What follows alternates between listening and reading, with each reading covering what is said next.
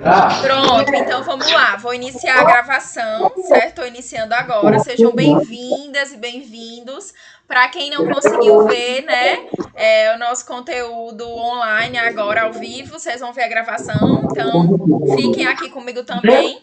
E aí, todo mundo já separa, já pega o material aí. Nós estamos quase finalizando o nosso módulo de profissão de cuidador. Vem muita coisa boa por aí, muita novidade. Então, peguem o livro de vocês, certo? E aí eu quero que vocês abram lá no capítulo de hoje. Hoje nós vamos falar um pouquinho, no nosso último conteúdo, a gente trabalhou sobre a parte de rotina, né? Eu até trouxe um caso clínico. Quem assistiu aí o conteúdo sabe. Meninas, vocês viram o caso clínico que eu trouxe? Respondam Uhum. aí, digam que sim. Sim. Pronto, que eu mostrei para vocês como é que a gente pode fazer para montar a rotina daquele paciente. Mas claro que a gente vai praticar isso, não se preocupem que no retorno a gente vai fazer prática sobre a parte da rotina. Mas hoje eu queria que a gente abrisse aí nos capítulos seguintes. Primeiro a gente vai começar falando sobre a segurança no ambiente domiciliar, capítulo 16, tá? Página 74. Então abram aí, capítulo 16, página 74. Esse é um conteúdo bem bacana que vai junto com muita coisa que a gente já falou, certo? E aí eu vou começar a projetar aqui meu slide, como vocês já sabem, e a gente vai, à medida que a gente vai conversando, que a gente vai se falando, vocês vão perguntando, tirando dúvidas, certo? Participem, por favor. Não estou filmando vocês aqui para vocês não aparecerem, tá bom? Não se preocupem com isso. Aqui é somente para vocês me verem mesmo, tá? Então vamos lá. Vou compartilhar aqui com vocês o meu slide.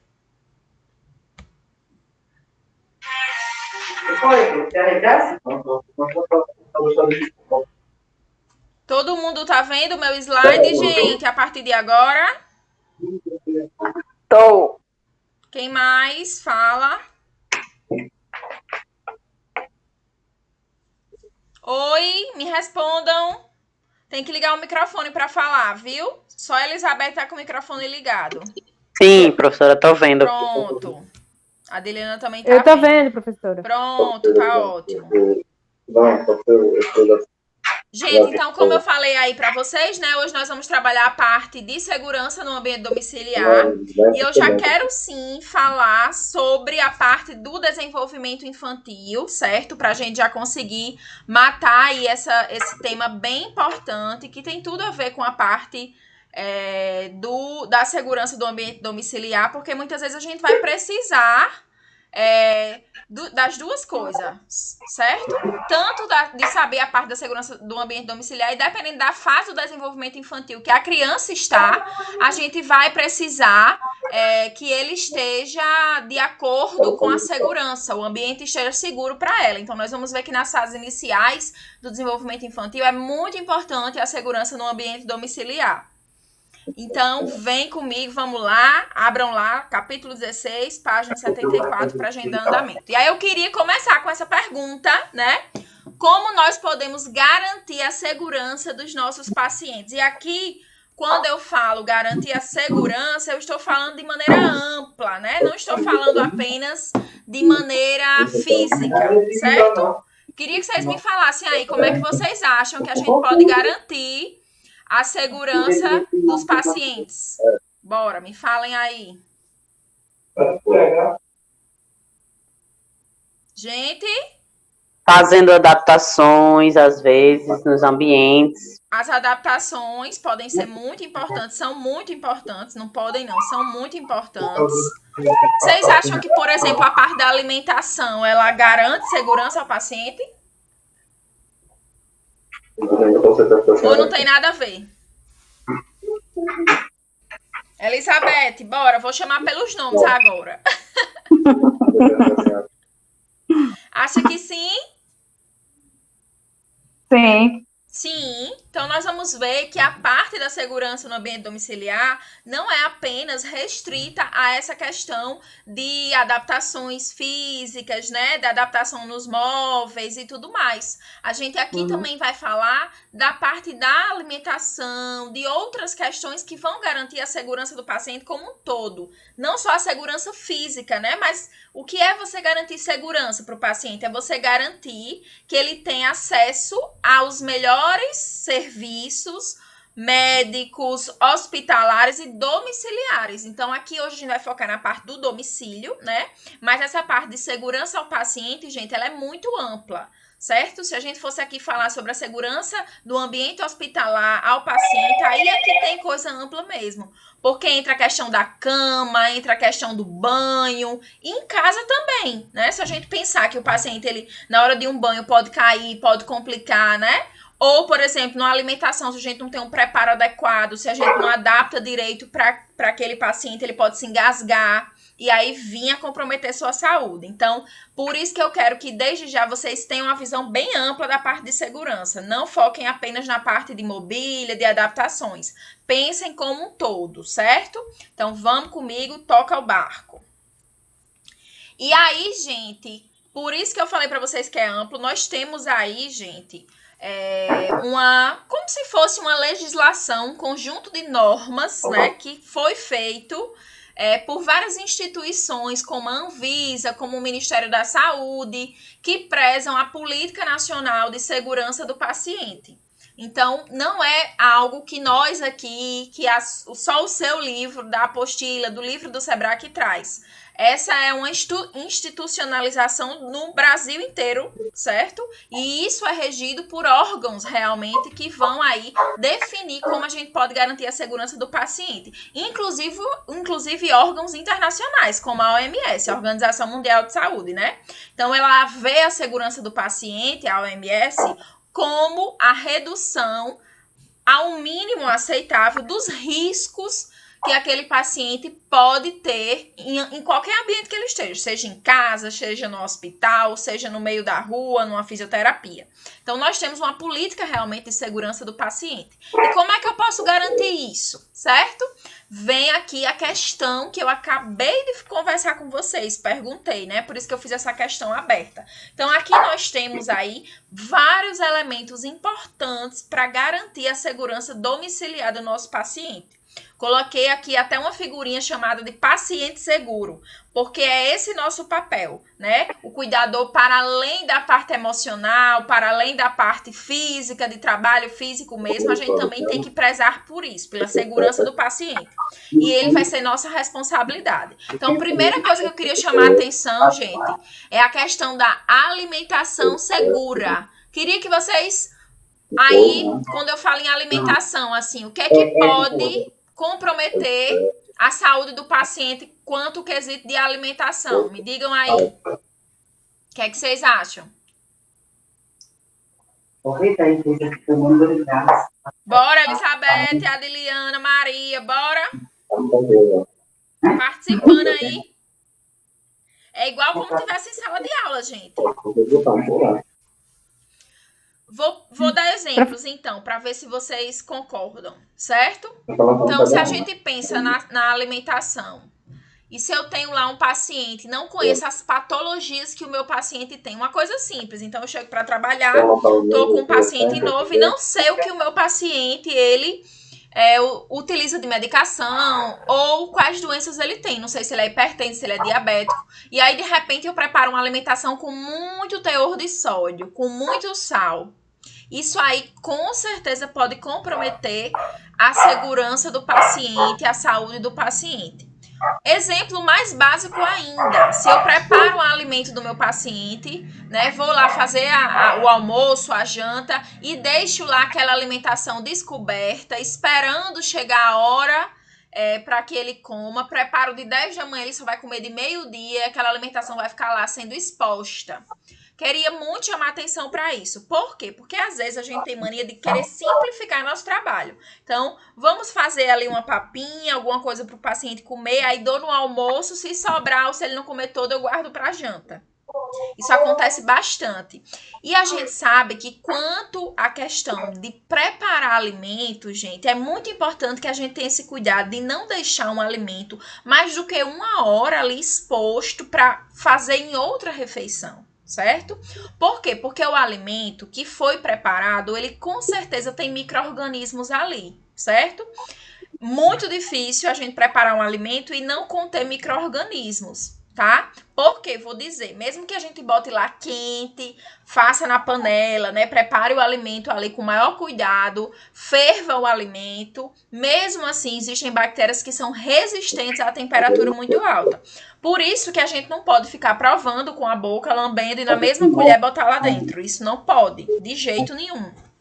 Por quê? Porque algumas bactérias que estão lá na nossa saliva, na nossa cavidade bucal, ela passa para a comida. E não acho que o fogo mata tudo, não, certo? Existem bactérias que são resistentes a essa temperatura muito alta. Então, pode ferver ali e aquela bactéria vai estar lá presente.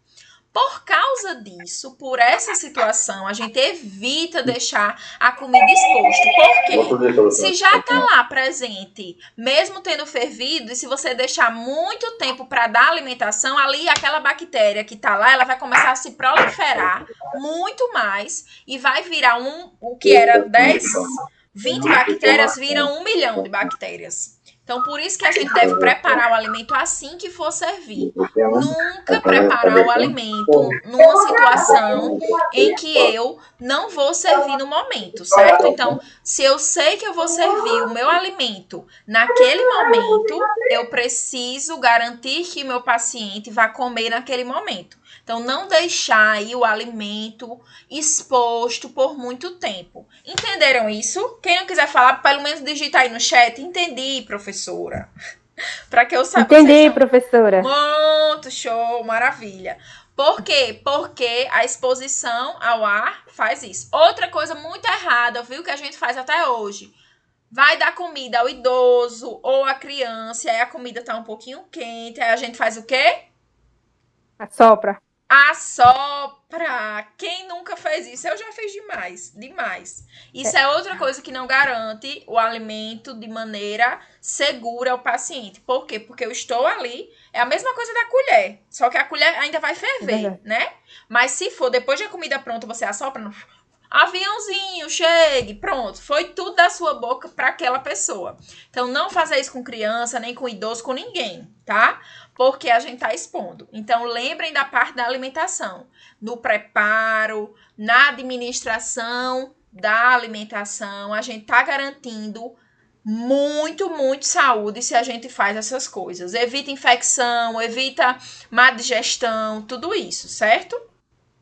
Além disso, para garantir realmente a segurança, a higiene pessoal, nem se fala, né? Possivelmente, nosso próximo módulo vai ser noções de enfermagem, né? Então, nós vamos trabalhar, se não for o próximo, é o outro, mas a gente vai trabalhar muito a parte de higiene pessoal. Então, nós vamos ver a parte de banho, né? Vamos falar um pouquinho sobre o banho no leito, vamos fazer prática de banho no leito, banho de aspersão, banho de banheiro. E vocês vão ver que a higiene pessoal no domicílio, ela é muito importante e vai garantir a segurança domiciliar. Banho, gente, banho, além de ser limpeza, é também prevenção de doenças. Nunca esqueçam isso. Um banho bem feito, um banho bem executado, ele garante e previne, no mínimo, aí 3 a 4 doenças. Uma delas é as próprias úlceras por pressão, né?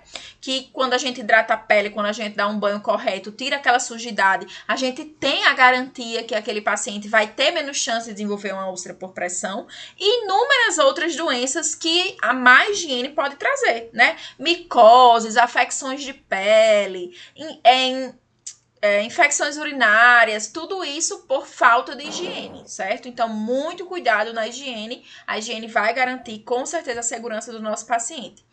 Lavagem das mãos, e aí muito importante nós como profissionais, gente, começar a ter prática de lavagem das mãos, saber lavar as mãos corretamente, tá? Por quê? Porque realmente coronavírus está aí para provar. A gente vê que realmente vocês estão passando por uma situação, né, que a mídia tá bombardeando, vocês não, todos nós, bombardeando como tem que lavar a mão, como tem que higienizar a mão, e não é não é nada novo, é muito antigo. Essa é uma prática, ó, que se todo mundo tivesse executado ela e executado bem, talvez a transmissão dessa doença não tivesse sido tão grande assim, tá? Além disso, ajuda na locomoção, que tem a ver com a questão da gente adaptar, ter uma cadeira de roda como auxílio, ter uma cadeira de banho, ter uma bengalinha, um andajá para o nosso idoso, para a criança. Isso tudo ajuda na locomoção e garante segurança a ele. O banho seguro, né? Evitar quedas no banho, ter o banheiro adaptado, ter barras de apoio, chão antiderrapante. São dicas, meu povo. Gosto muito de falar, certo? São dicas que a gente pode dar para os familiares dos nossos pacientes, que não é uma coisa cara, que não é uma coisa fora do normal, que é algo que vai melhorar o processo de cuidado daquele paciente. Então, não custa nada você... Aqueles tapetes antiderrapantes, você pode até comprar em qualquer loja de material, de tudo, colar mesmo com cola. Tem uma cola específica para isso, acho que é a cola de borracha, não sei bem direito, mas ela cola lá no chão e você pode botar no local em que você quiser, só adaptando um plástico daquele antiderrapante, né, aquela borracha mesmo, isso já melhora a qualidade e segurança do paciente no banheiro, ó, em 50% no mínimo, tá? E aquelas barrinhas, eu vou já mostrar as fotos, nem se fala. Então, muito importante que a gente tenha aí essa parte. E, além disso, a prevenção de quedas, né? Que entra com tudo que eu falei. Então, quando a gente fala em quedas, né? As quedas, elas são responsáveis pelo maior número de hospitalização de crianças. Então, a maioria das crianças que são hospitalizadas é porque realmente passaram por um processo de trauma. E muitas vezes as quedas estão envolvidas, certo? Então, criança cai muito, faz parte do desenvolvimento infantil. A gente vai já falar sobre o desenvolvimento infantil, vocês vão ver que é normal a criança cair. É fase, aprendizado, aquela fase de estar aprendendo a andar, a fase depois de querer andar de bicicleta, de patins, isso faz com que a criança caia mais. Tá? Mas claro que se a gente tiver como cuidador de uma criança especial, né, que tem alguma dificuldade física ou mental, ou mesmo de uma criança saudável, mas que requer algum cuidado a mais, né, a gente precisa garantir que ela caia o mínimo possível, certo? Mas vou dizer para vocês, tarefa difícil, viu? É muito difícil as crianças não caírem, porque faz parte do desenvolvimento infantil, correr, pular, né? Então, uma hora ou outra vai cair. Agora, esses bonitinhos aqui, os nossos idosinhos, aí uma queda neles é bem mais preocupante, né? Porque se a gente pensa nas doenças que são oriundas dessa idade, me digam aí, vocês, meninas, uma doença que vocês acham que pode comprometer essa parte de quedas no idoso. Uma doença. A diabetes. Diabetes, porque pode dar tontura, né? O paciente pode sentir tontura, pode realmente cair. Outra aí. É quebra de fêmur também, né? Isso, né? E né? aí o fêmur é o quê? O fêmur é um osso. Um osso. E qual é uma doença que acomete muitos idosos dos ossos? Osteoporose. Artrose, osteoporose, né? São doenças que vão comprometer a parte tanto da musculatura, das articulações, quanto também dos ossos. Então, muitas vezes nós, mulheres, sofremos mais com isso, certo? A mulher é muito mais atingida nessa parte de osteoporose, de artrose, de artrite. É muito mais comum na gente, né? Infelizmente. E aí, imagine aí um idoso que já tem uma artrose, que já tem uma osteoporose, certo? Para quem não sabe a diferença aí, só pra gente aprender a diferenciar. Mas nós vamos falar sobre essas doenças em outros módulos, né? Mas a osteoporose é quando a gente tem ali a perca daquela calcificação óssea. O osso não é tão resistente mais como era antes. E aí, por essa perca ponderal, né, desse material do cálcio, né, desse sal tão importante, desse sal mineral, a gente tem ali um osso bem poroso, por isso que o nome é poro, osteoporose, de poroso.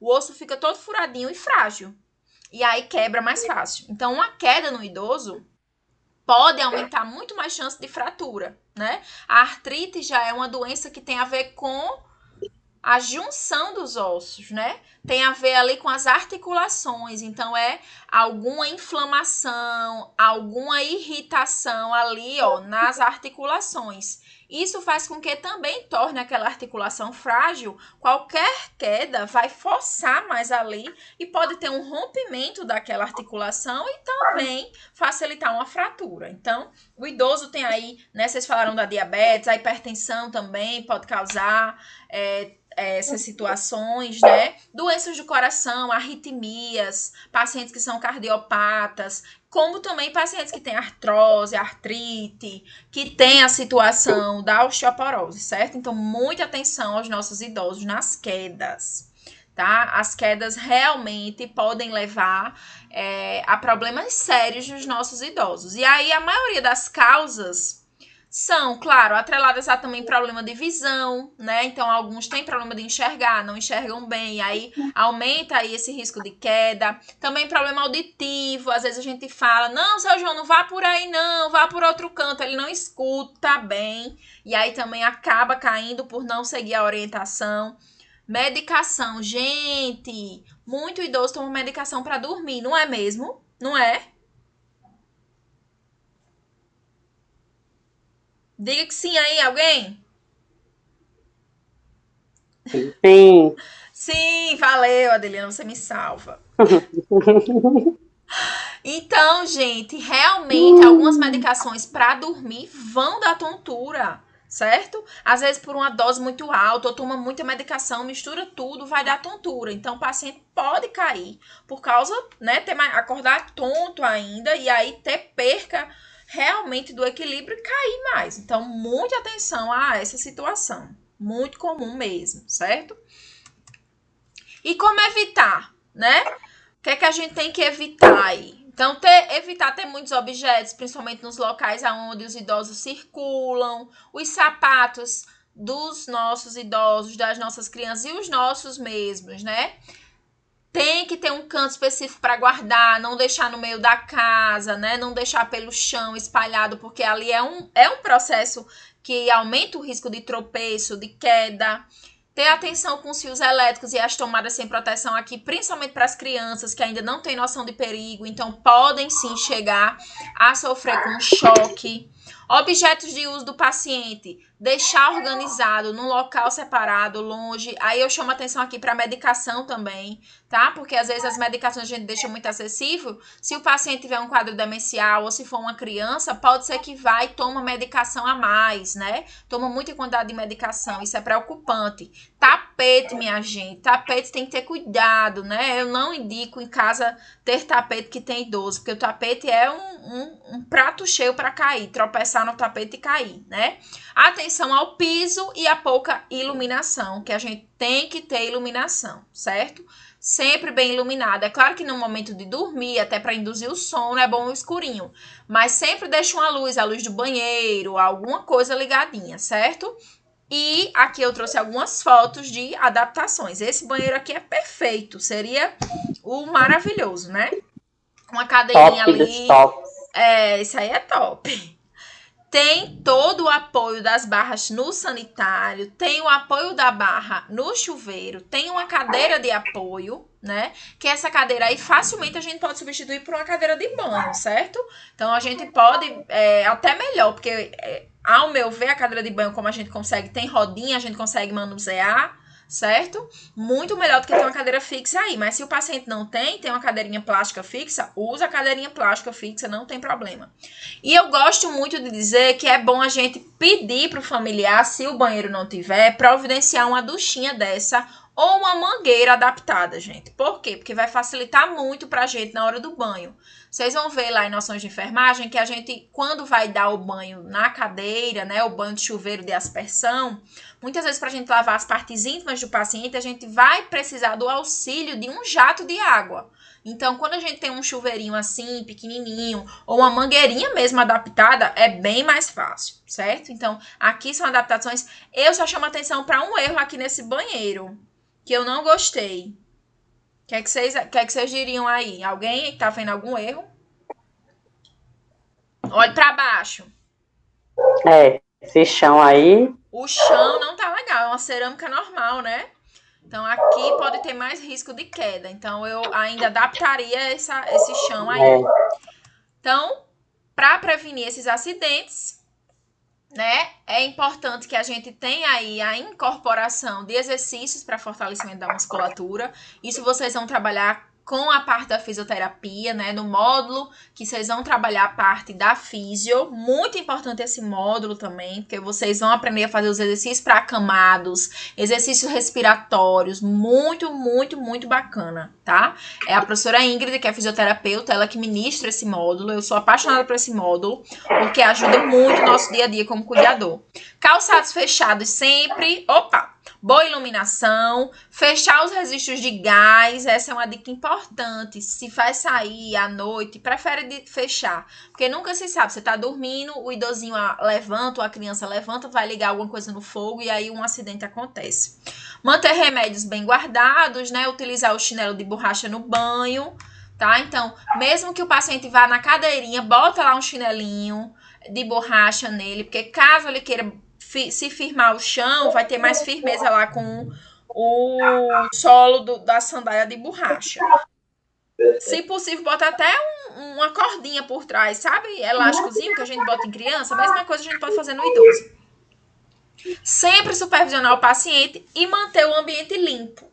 Então, neste capítulo, a gente viu toda essa parte de prevenção de acidentes, né? Então, como eu posso fazer para fazer uma adaptação melhor no quarto, na sala, na casa inteira, o que eu tenho que evitar. Então, a gente começou a ver realmente situações e passeamos aqui por questões muito pertinentes quanto a evitar que o paciente tenha quedas, tenha complicações e que garanta realmente essa segurança domiciliar do paciente.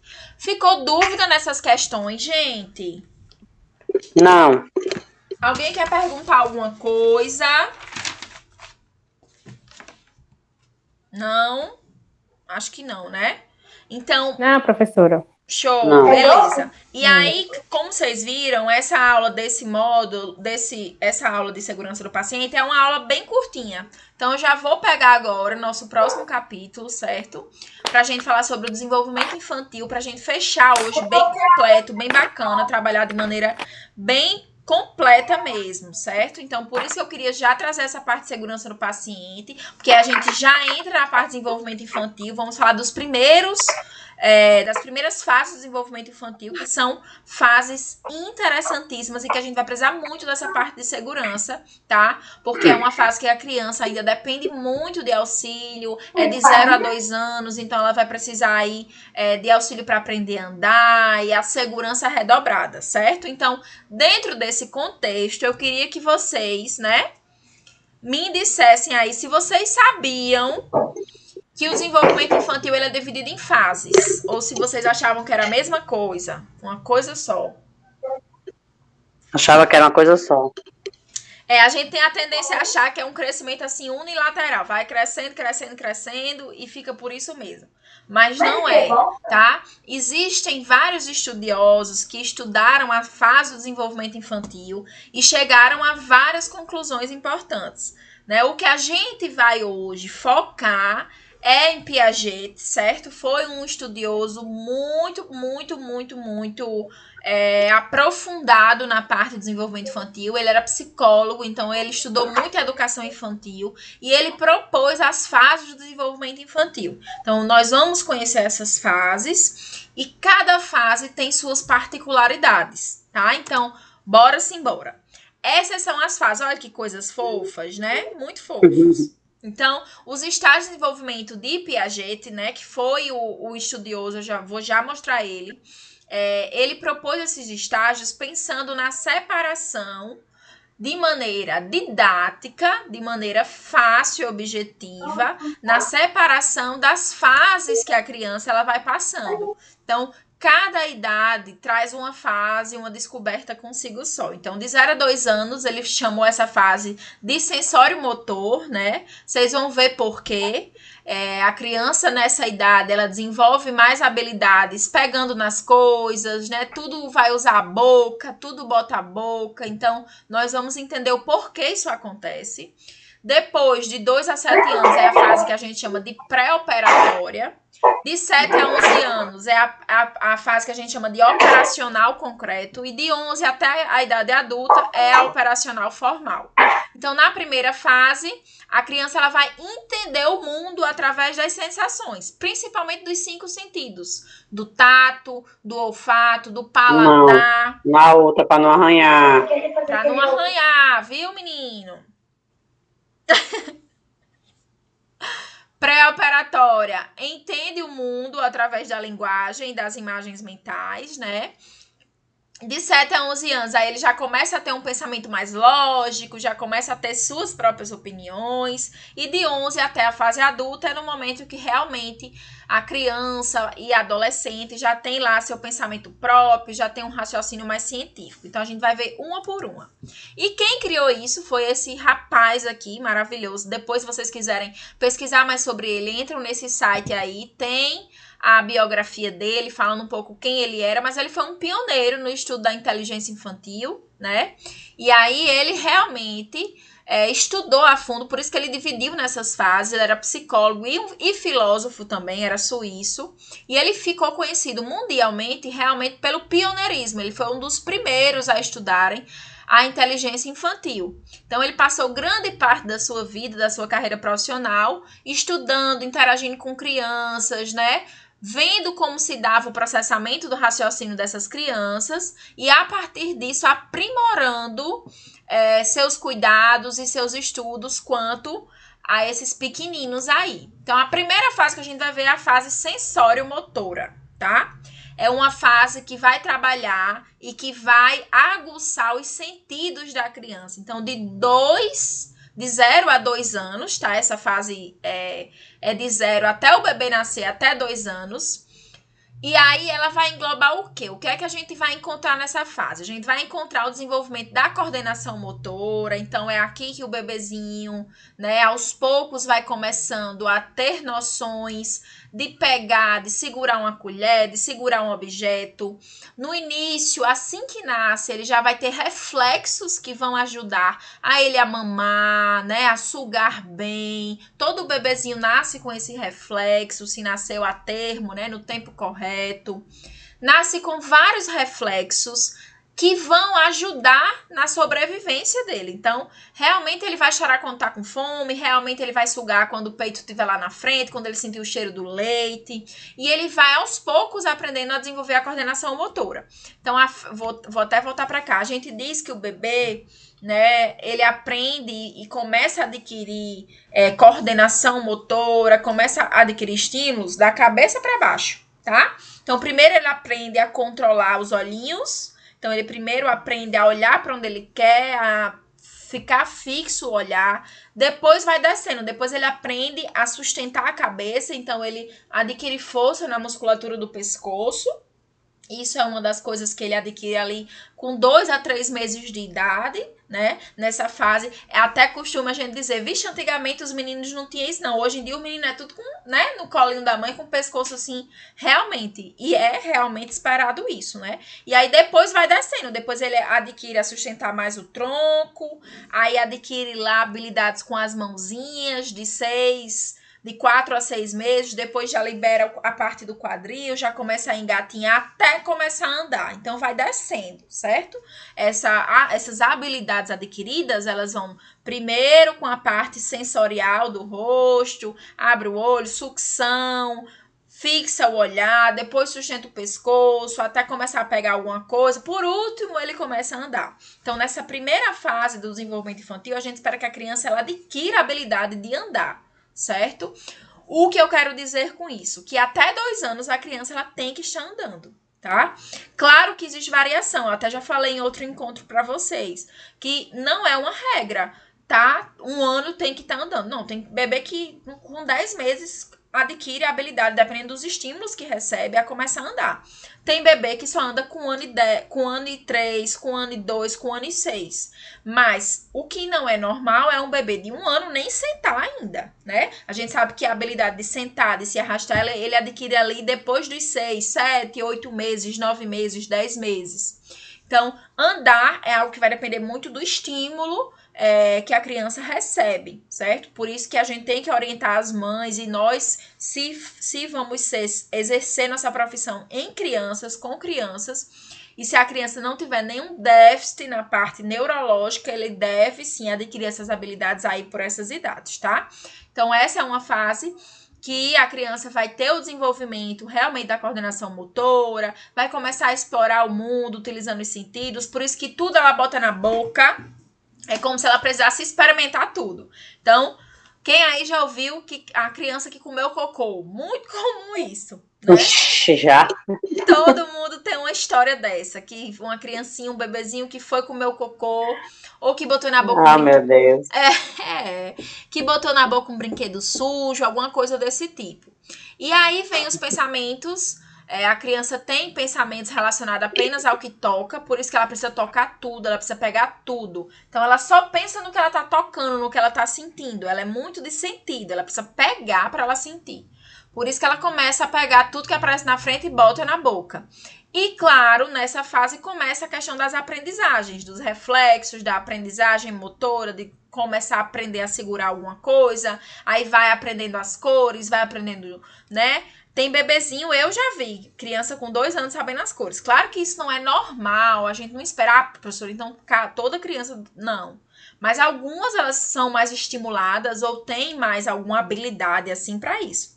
A fala também já é desenvolvida aqui nessa fase, mas ela não é tão completa. Então, com 2 anos de idade, de 0 a 2 anos, a criança ela vai falar algumas palavras. Então, é normal que ela fale ali 5 palavras com 2 anos, né? Ou faça uma frase, mas ainda com uma voz um pouco mais embuluada, né? Com a vozinha de bebê, como a gente chama. Então, claro que tem criança que pode dizer, professora, eu vi uma criança com 2 anos, é uma tagarela, fala tudo. Mas, claro que ela foi, com certeza, muito estimulada, tá? O estímulo vai depender ali. Mas com 2 anos, a criança já é para falar aí, no mínimo 5 palavrinhas, falar uma frase. Depois vem a fase simbólica, ou pré-operatória, que aí vem de 2 a 7 anos. Aqui é a fase de grandes aprendizados. É uma fase que entra no pré-escolar, então a criança vai se preparando para ir para a escola até começar o início da escola, né?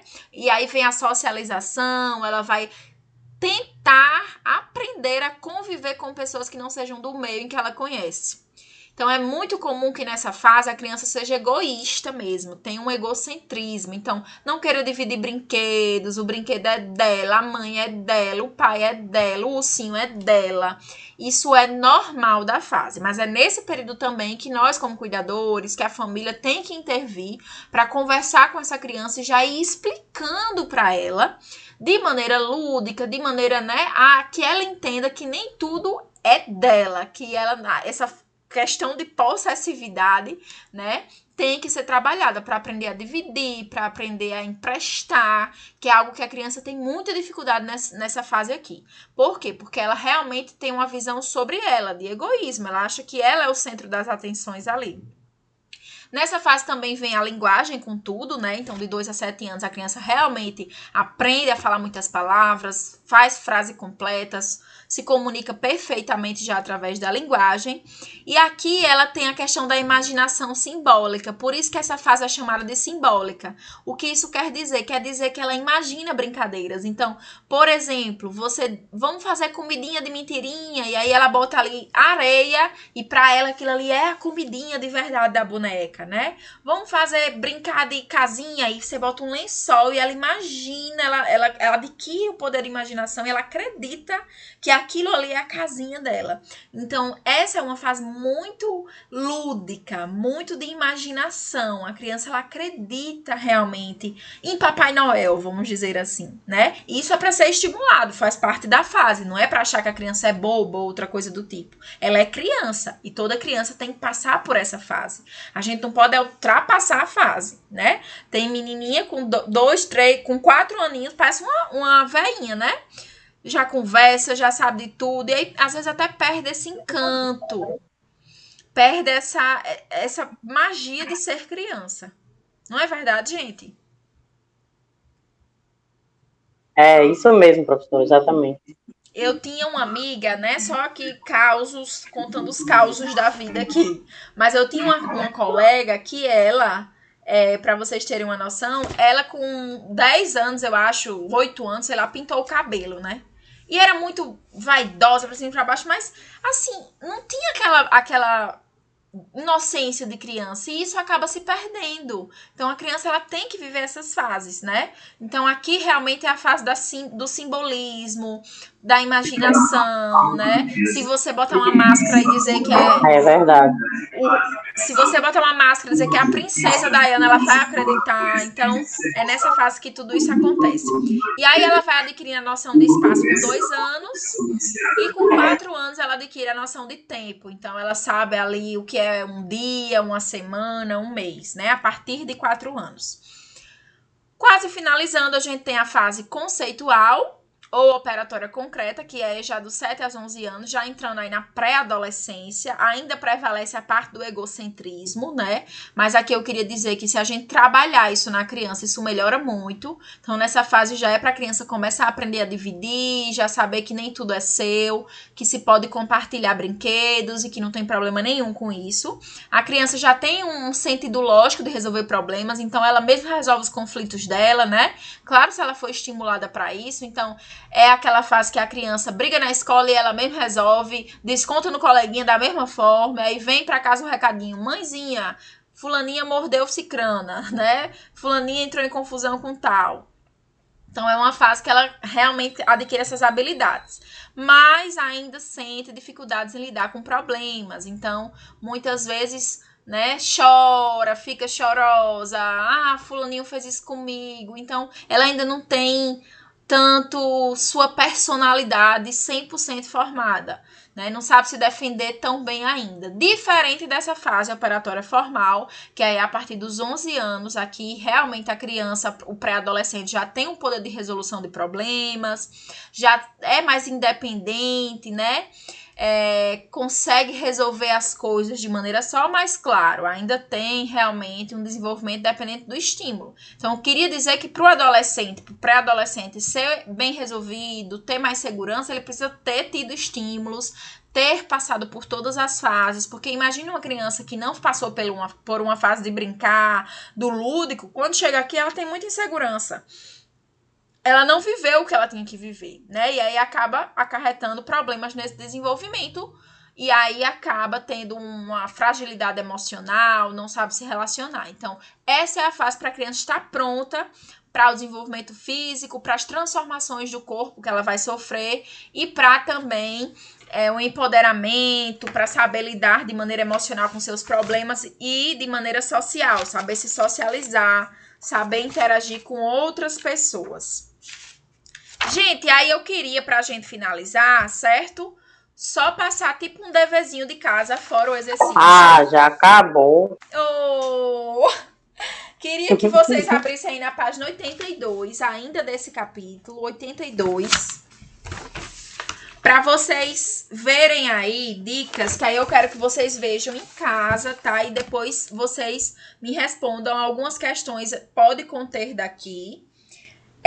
Que aqui a gente trouxe dicas para vocês fazerem. Então, até 6 meses, brincadeiras que eu posso estimular a criança, o que é que eu posso fazer? Então, os estímulos até 6 meses. Contato por meio do toque, massagem nos braços e nas pernas. Vocês estão vendo que tem aí no material isso? Hein, Elizabeth? Sim, professora, tô vendo. Pronto. Então, isso aí vai ajudar muito a vocês, porque aí, pela idade, vocês sabem mais ou menos o que é que são os estímulos que vocês têm que fazer. Então, achei muito bacana isso. Então, o dever de casa é que vocês realmente organizem isso aí, leiam e vejam que cada idade tem estímulos diferentes, né? E outra coisa muito importante é dizer que criança precisa de afeto. Criança precisa de afeto. Criança precisa de mais colo que um adulto, ela vai chorar mais, ela vai fazer mais birra. Já se sabe que para a criança desenvolver a parte neurológica, ela precisa de mais carinho, de mais atenção, precisa da manha, do mimo, tá? Isso não é babá, isso não é deixar a criança mimada, como a gente diz. Isso é fortalecer laços, fortalecer a afetividade. Muitos adultos têm problemas hoje emocionais por causa da criança lá atrás, que não foi bem cuidada, bem querida, bem amada. Então, pode babar a criança à vontade, certo? E aí, como vocês sabem, sempre tem o nosso exercíciozinho de fixação. As meninas vão mandar para vocês, como sempre, tá? Trouxe aqui uma questão bem fácil da parte de quedas, tá? Então, vai estar lá no material. Então, o que podemos fazer para evitar queda em idoso? Vamos lá, quero que vocês vejam aí. Letra A, ajuda na locomoção e banho seguro. Para evitar, gente. B, calçados fechados, pouca iluminação. C, calçados sempre abertos. D, supervisionar o paciente. E aí?